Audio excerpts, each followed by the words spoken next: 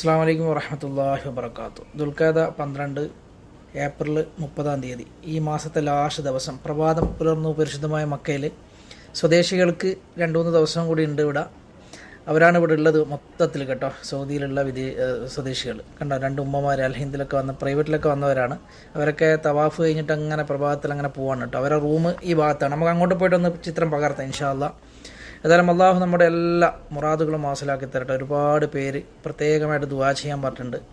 ഈ മാസത്തിൻ്റെ മഹത്വം കൊണ്ട്, ഈ നാട്ടിൻ്റെ മഹത്വം കൊണ്ട്, ഈ കാബാലയത്തിൻ്റെ മഹത്വം കൊണ്ട്, ഈ ഹറമിൻ്റെ മഹത്വം കൊണ്ട് നിങ്ങളൊക്കെ എന്താണ് ഉദ്ദേശം അതൊക്കെ അള്ളാഹു സഫലീകരിച്ച് തരട്ടെ. ആമീൻ യാ റബ്ബൽ ആലമീൻ. കണ്ടോ, ഇവിടെയൊക്കെ ഫുള്ള് സ്വദേശികളാണ് കേട്ടോ. കറുത്ത പർദ്ദയിൽ ഇങ്ങനെ ഒഴുകിപ്പോവാണ് അവരൊക്കെ. അവർക്ക് ദുൽഖഅദ 15 വരെയാണ് ഇവിടെ ഉള്ളത്. അവർ അത് കഴിഞ്ഞ് കഴിഞ്ഞാൽ അവരും ഇങ്ങോട്ട് എൻട്രി ഇല്ല കേട്ടോ. പിന്നെ ഹജ്ജിൻ്റെ തസ്രിയ ഉണ്ടെങ്കിൽ മാത്രമേ ഹറമിലേക്ക് പ്രവേശിപ്പിക്കൂ.